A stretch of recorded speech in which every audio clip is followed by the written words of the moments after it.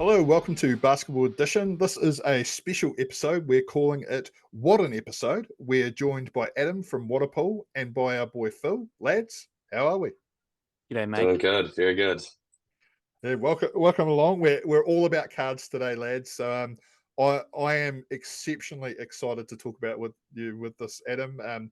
Waterpool has been one of me and Phil's favourite breaks to follow, mainly because of you, bro. Just entertaining, mate. 100%. 100%. No, I appreciate that, boys. It's been a pretty fun run these last 7 weeks. So we're just bringing the energy over at Waterpool, bringing the hype, and so hopefully people can get around us and come have a look.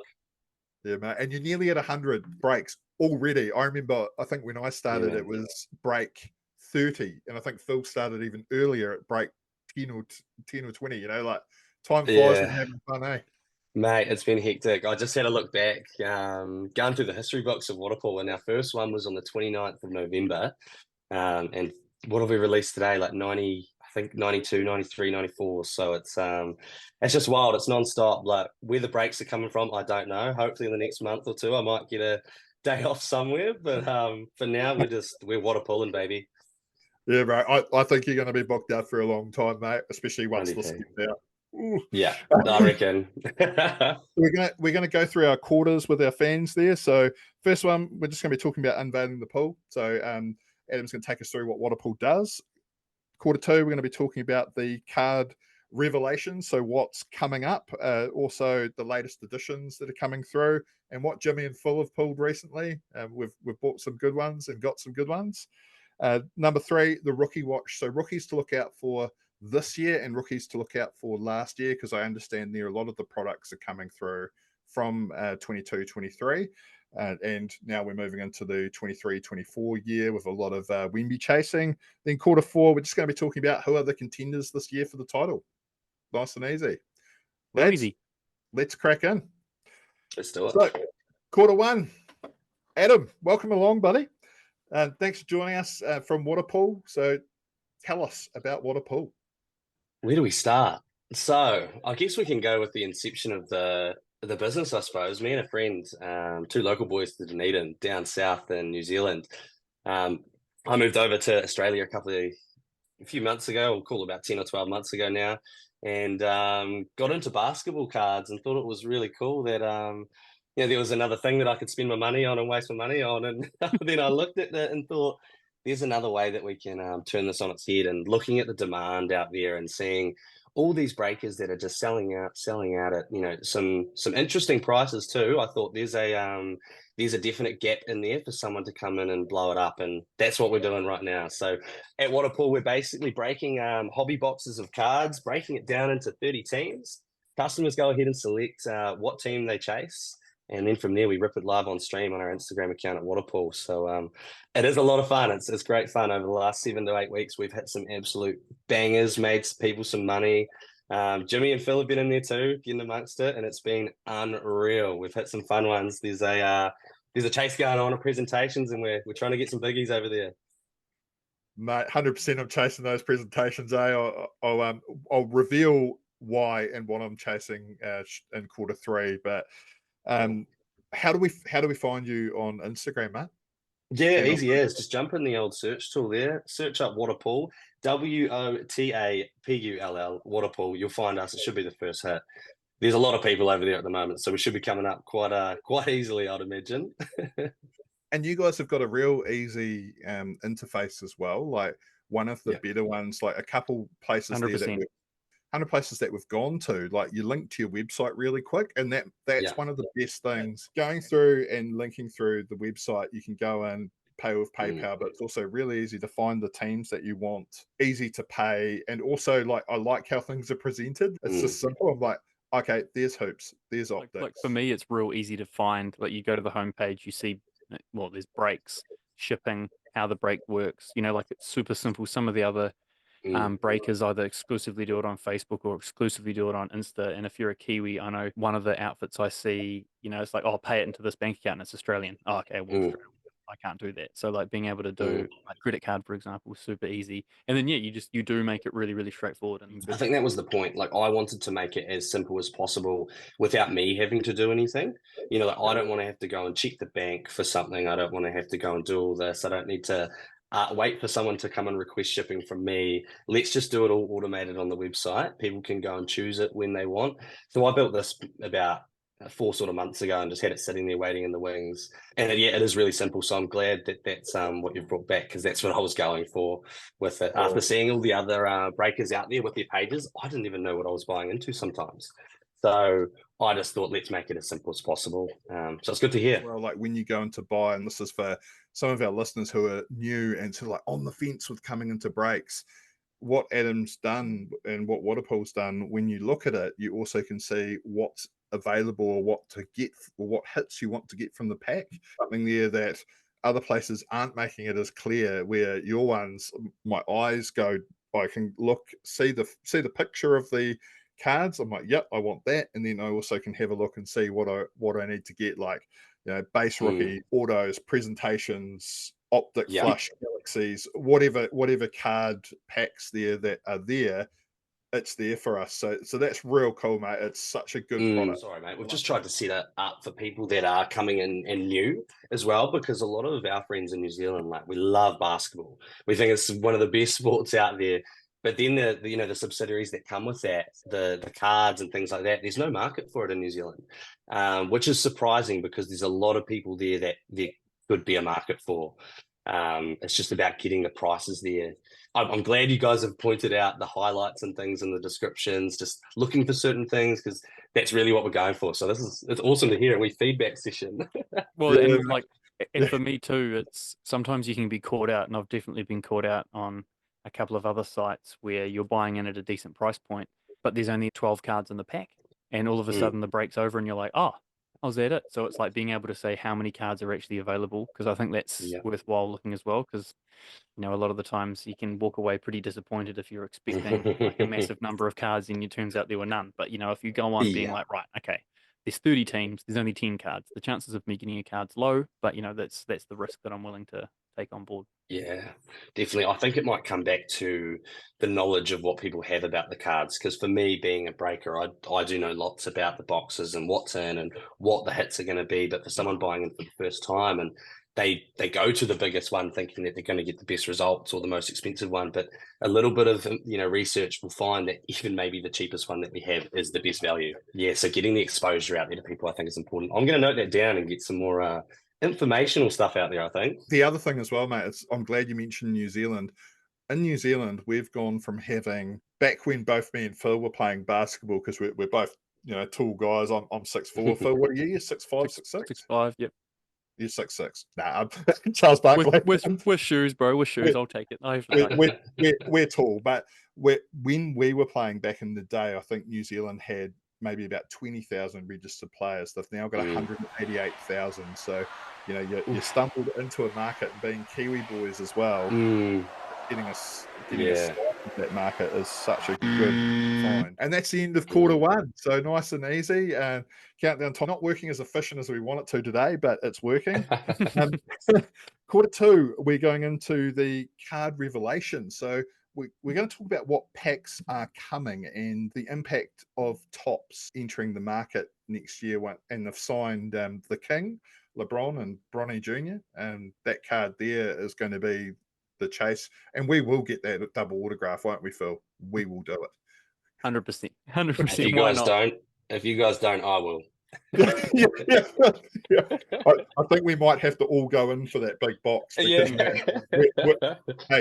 remortgage the house, sell some organs. I'm not allowed to promote that, but I'm sure we could cut it up into triangles too and take a third each. I'll have the LeBron auto though. I'll take that part. Or maybe we can just go week about.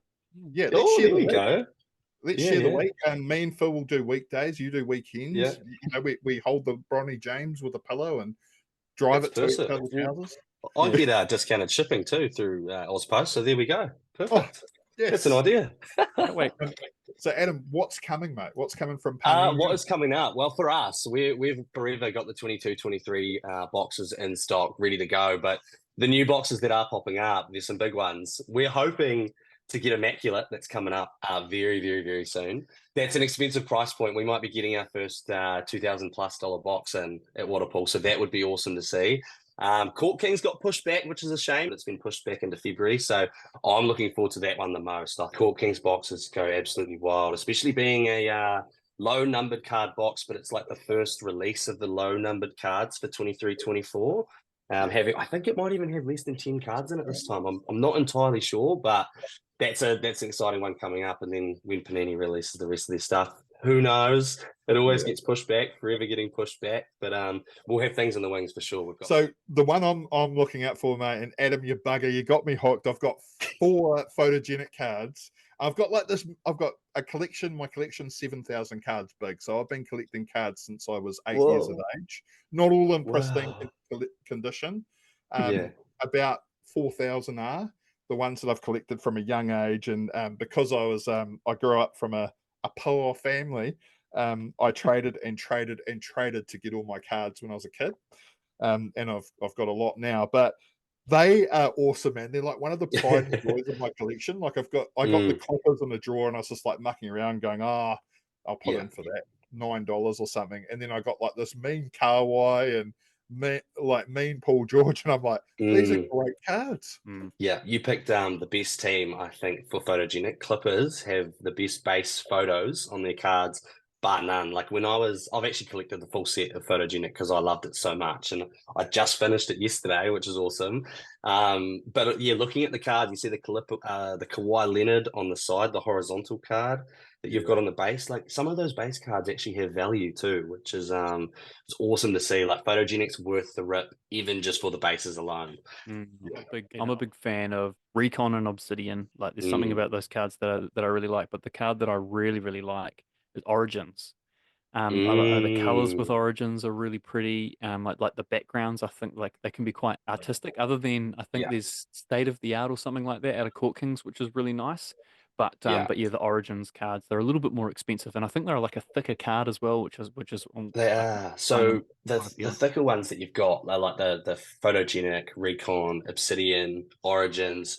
Most of those boxes that are around the price point of somewhere around like 500 to 800 tend to have the thicker card stock. And I've noticed through my time here, like I'm lucky enough to get to see all the cards up front and see what I like and see what I don't. And Origins, admittedly, was my least favorite when I first got it. And so was Obsidian. And then I started ripping them. And they are probably 2 of my most favorite boxes now. So like it's it's so interesting with the cards, and it all depends on, for me, it all depends on the hit that I get. Like I'm more like, if I get nice LeBron out of Origins, I'm gonna be like, yes, that is so sick. But I struggle with seeing the value of the cards more than the actual what the card is. I'm a real numbers guy and thing. Like as soon as I see a big hit, I'm like, oh, that's a few $100s for that guy. Awesome, like that's sick.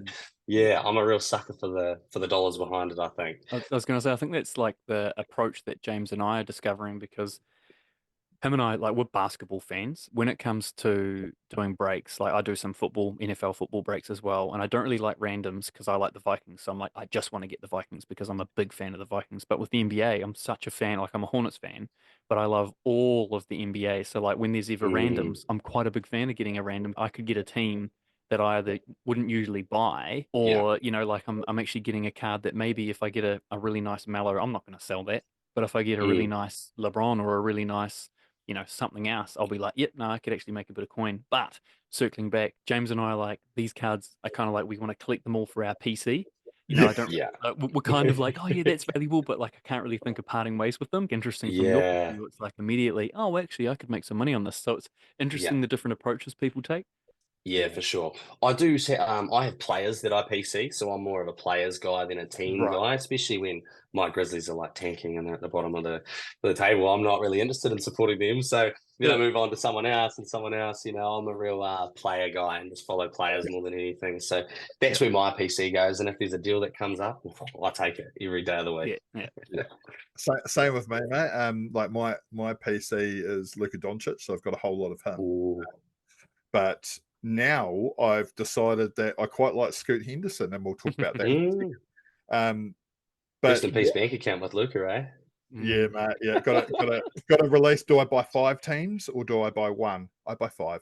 And the 1, damn it. So with your favorite, well, with all the cards here that's come through, we've got tops coming, and we'll talk about the impact of that. What's been your favorite card to pull? Favorite to pull, hands down, was our numbered 7 of 25 Chet Holmgren RPA. That was massive. So it was jersey numbered, so he wears number 7, and we pulled the 7th one off the line. So 7 of 25, tie-dyed from Select. So it was a Select hobby that went absolutely crazy. I looked at it, and the value of that one at the moment would be, seeing as though it's jersey number, I'm expecting like 2.5K. So like that was massive. We've pulled like PC? Harlow Auto. So was this for me? No. Well, I'm asking, was that PC or was that just for someone else? So that was just on breaks. That was actually for big ads on a private break. Best card I have pulled myself, though, was a to 10 on card Manu Ginobili from an elite box in 22-23. That was that's basically what started my unboxing career. Essentially, getting a Manu Ginobili to 10 was sick. I loved it. So Adam, we have this question that we always ask on Basketball Edition. Was that balding Ginobili, or was it fully bald Ginobili, or was that hair Ginobili? That was on his way out, full balding Ginobili. Oh, value. Proper Friar tuck. Yeah. Balding Ginobili is like, that's my favorite 6 man of all time. Yeah. So, yeah, we have this discussion quite a lot on Basketball Edition, but that's cool, man. And the impact of tops, of what that's going to have on the industry. You've touched on it before. You'll go where the fans are, or you'll go where the cards are, but yeah, it's going to have a big impact, a real big impact. It will. I think it will. It really depends on what the customers want. So I'm not sure where it's going to go, what's going to happen with Panini potentially, losing their licenses as well. I haven't done too much research into what Topps is doing, other than seeing it everywhere over Instagram about that 1 of 1.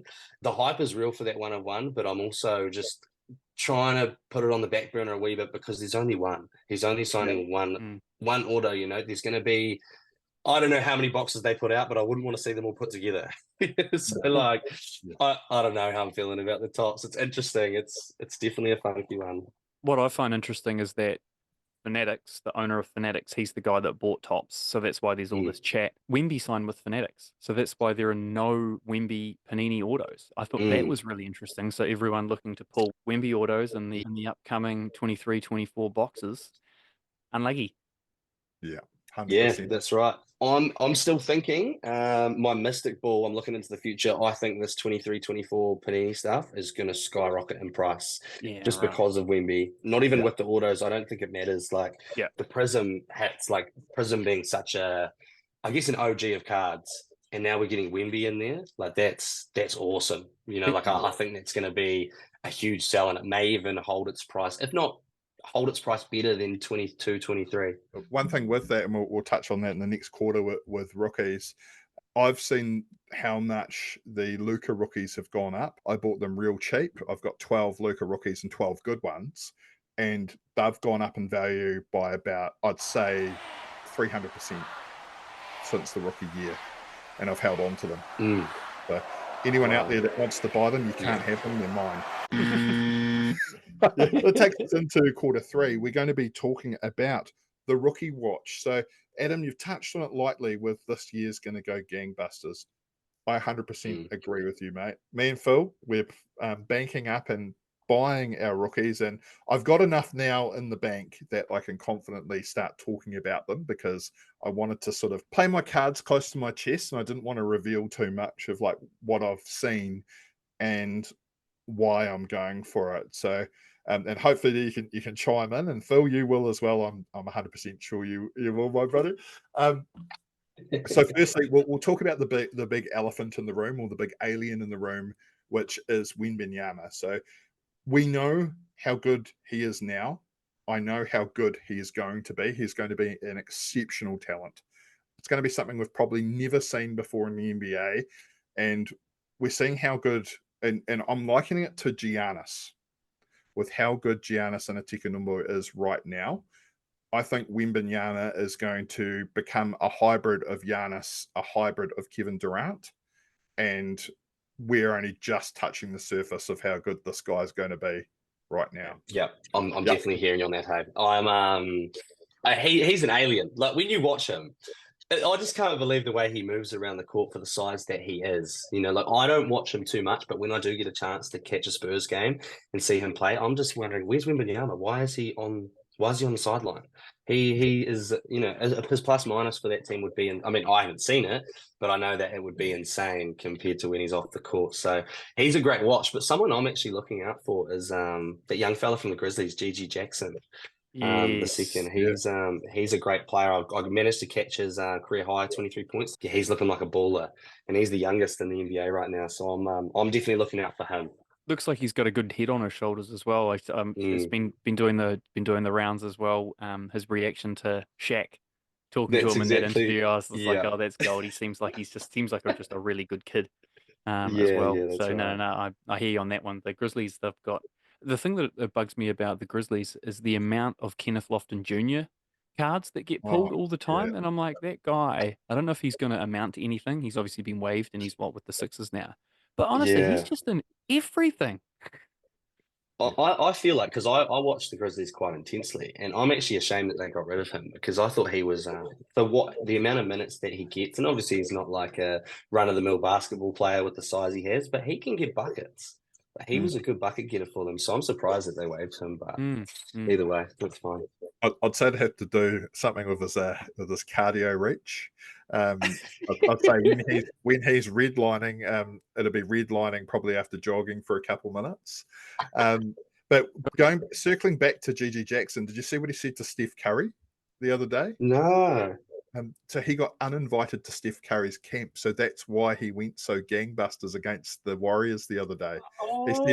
He said, I got uninvited from your camp, but it was just there that the numbers were too big. And Steph was like, I'm so sorry, man. Like the numbers were full. We had to get rid of kids. So just make sure who you leave out of things in future NBA players. They could come back and bite you like they did that day. Gotta love a chip on the shoulder, eh? You gotta love a chip on the shoulder. That's a mentality, hey. That's a good one to have going in. Yeah. He's going into our current little dog squad because we've talked about dog squads, and that's one thing that we look out for with the rookies that we've talked through. So I know, Phil, you've been chasing a particular rookie. I know which one, but I will let you unveil the rookie that you have been chasing, my friend. It's no real surprise seeing that I'm a Hornets fan. It's the thing that I'm actually a little bit disappointed with in the 23-24 year, having such a promising rookie in the team, because it means the Hornets and all the breaks get priced accordingly. But no, yeah, Brandon Miller, he looks like he should be it. He's a 3-point shooter. He can rebound. He's athletic. He seems to have a good head on his shoulders. I remember talking to James pre-draft. I feel like we really need to have a real dog in our team. So I was real keen to get Scoot. But then, of course, they ended up going with Brandon Miller. And so I'm still a Scoot fan. But I remember them talking about the amount of 6'8", 6'9" guys that you actually come across from a drafting point of view that can shoot and that can move the way that he is really rare. So you're never going to pass up on a guy like that when it comes to drafting them. So yeah, no, really big fan of Miller from a rookie point of view. And the other actual Hornet that I'm going to throw in there is a cheeky smoky, Nick Smith Jr. Not a lot of people talk about him, but that guy, he was drafted about 28th, 26th, 28th or something like that. And he has got talent. He balled out in summer league. He just needs to be given an opportunity now. So those are probably my PC, selfishly, my own team that I support players as well. Jimmy, what about you, bro? I mean, I think we all know who you're chasing, but for the fans out there.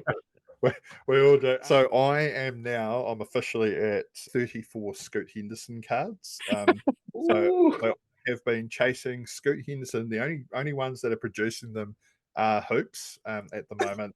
I like with players, what I look for is I go over 3-year cycle. So I'm looking with how good they're going to be in 3 years' time. I'm looking at the fundamentals that they've got now and how they're going to translate later.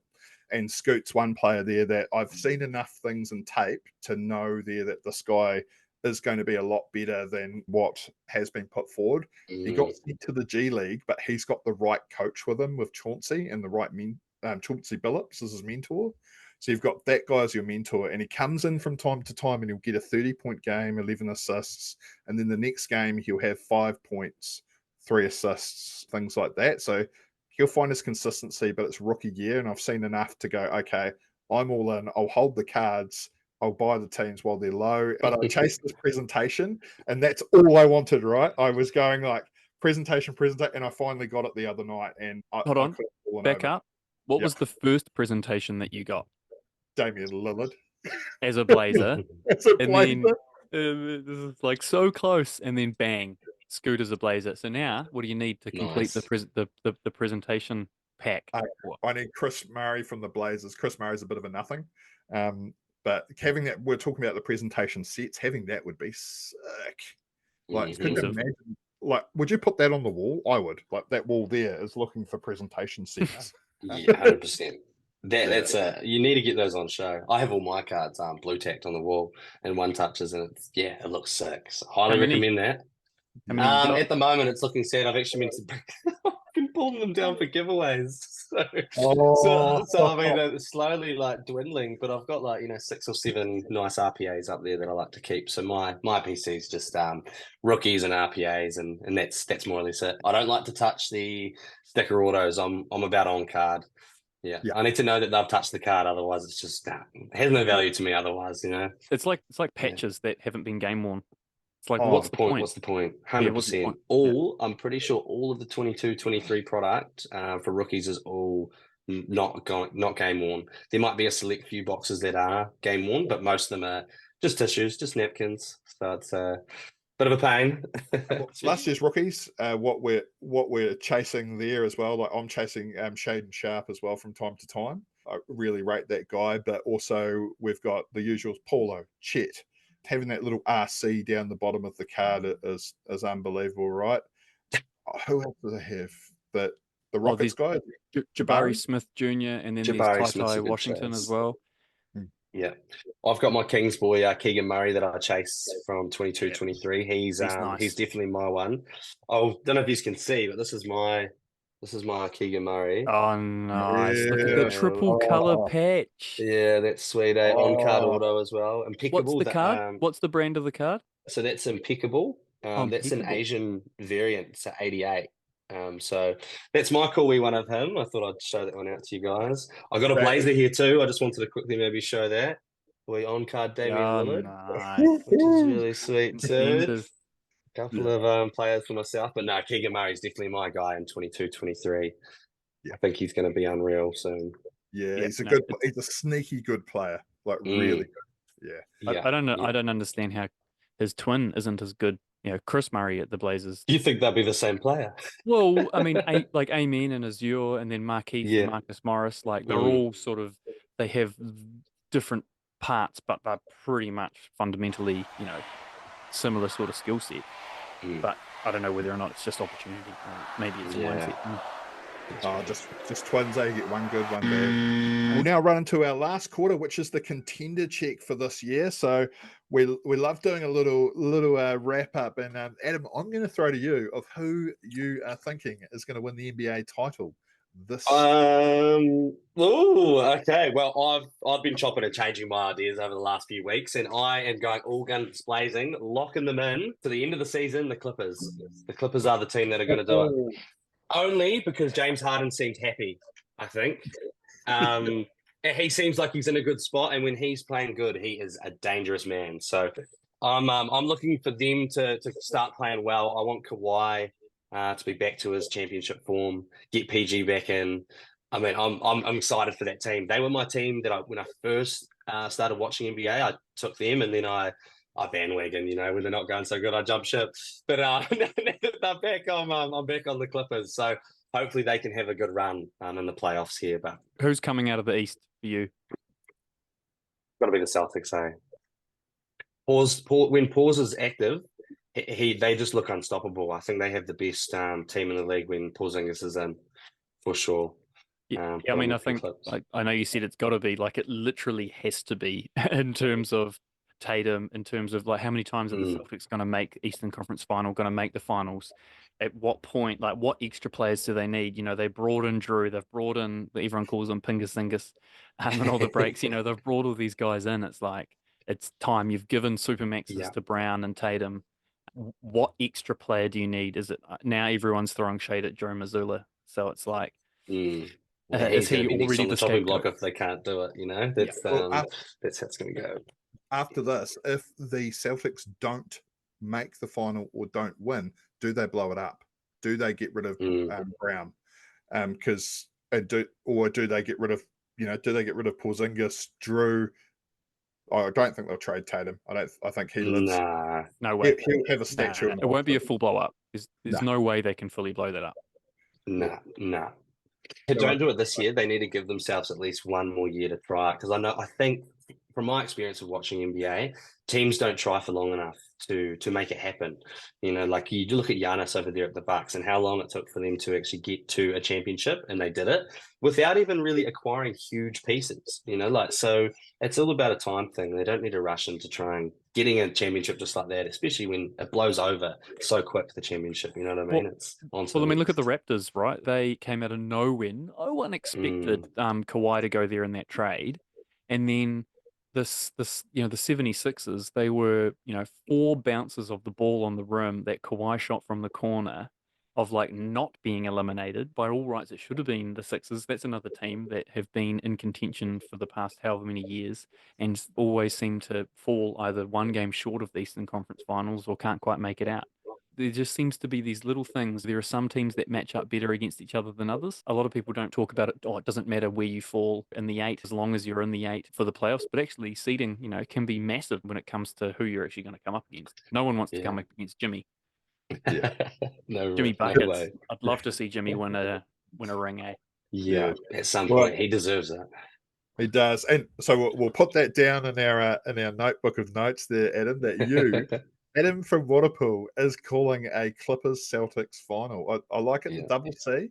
The other thing as well, bro, I'm going to suggest to you guys in Waterpool the Fat James Harden chase. I think that we need to do. I'm on board. I'm on board. One box of us chasing Fat James Harden. I'll tell you what, I think I've got some Fat James Harden giveaways. Let's do it. So good. The number is his weight. Like imagine that like we're chasing the number which was his weight in pounds, like 314 pounds or something like that. It's 120 20 kilos out of 121, and he's just shrimmed off some pounds. Yeah. So good. For the finals, Phil, who did you have, mate? Well, we'll talk East and West. I mean, it's who I want and who I think. So who I want is I'd love the Heat to go back into the to win the Eastern Conference Finals. But I think the way things are going, I'll throw the Bucks back in the mix. I think a lot of people haven't appreciated some of the personal drama going on with Damian Lillard. I heard a commentator say the other day, been dealing with a divorce. He's been separated from his kids, so he's got a lot of personal life stuff going on, and that's been reflected in his shooting statistics. You can't separate real life from work life, right? It's the same with us. It's the same with basketball players. So I think that they're going to start. I think he's got the right mentality to take them into the playoffs, to take them far. I think they probably need to do something to their bench. But yeah, probably the Bucks coming out of the East. And then in the West, I think the Thunder are a great team, but I'm not sure how deep they're going to go into the playoffs. I think they're too young. I think that's probably quite an obvious statement for most.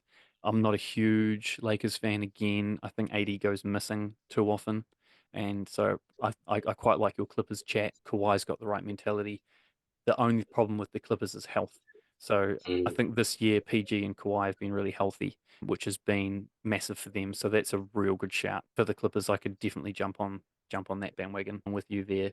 And then, but I mean, you can't go past the Joker, right? He's always there. They've got depth. They've got good coaching. He's got the right mentality. Jamal Murray's a dog, and then I'm a big Michael Porter Jr. fan, and Aaron Gordon. So I mean, again, they've got depth too. Christian Braun. That's a squad when you think about it. Hey, that really Nuggets team is insane. Yeah. So probably I'll go Nuggets Bucks in the final, and I'm a East fan, so I'll say the Bucks are going to take it. Dame's going to get his first ring. I like it. Well, I'm going to wrap us up there with my contenders. So I agree with you with the Nuggets, and I agree with you guys with the Clippers, and I agree with you guys with the Thunder. I think for me, the narrative can go a couple ways in the West. So I'll start with them. I'm thinking if the Thunder do what the Thunder did when they had Jimmy, Westbrook, and Harden back in the day, I think they could legitimately surprise and get to the finals, but I don't think they can win it. They would be my smoky. I think the Nuggets, I just think the Joker, he's got that year's experience. That's going to be hard to come up against, and Jamal Murray starts heating up. But then if Jamal Murray gets injured, they're going to struggle. So I'm thinking the Nuggets will get out of the West. I like what you guys are saying about Kawhi and skinny James Harden. Will say now he has hit the apex of his weight issues. I have to say this generation of NBA as well has to be one of the best narratives that we've seen in 30 years of what's happening. You know, so many contenders. I'll move into the East. So agree with the Bucks, agree with the Celtics. But my team, I think, is going to come through this year is the 76ers. I think with all that's happened, I know though a Joel Embiid injury away could impact them. And that's the worry. He's not playing enough games at the moment. But when he's on the court, I saw a stat today. He's averaging, I think, 34, 35. And he's played 21 games where he's played the full game. The rest, he hasn't played the third quarter. So they're blowing teams out, and Joel Embiid is the only person that I think could combat Giannis. I think he's the only person that can combat Joker. So if he's fit, I think the 76ers could do well. They could make it. And I'll add to that, key to the Sixers is actually Tobias Harris. He's big money player, but that guy can go missing. And you know Maxi's going to be on, you know Embiid's going to be on, but you have to have that at least that third guy. And they've got other role players, but I think Toby is a genuine starter. He could be an all-star with his skill set. And if he's on, I think that's the tipping point. But I just don't know if he's him. Yeah, has he got? I know confidence? Dame's him, but yeah, I don't know if Toby's him. Yeah, well, it's been the best generation of NBA.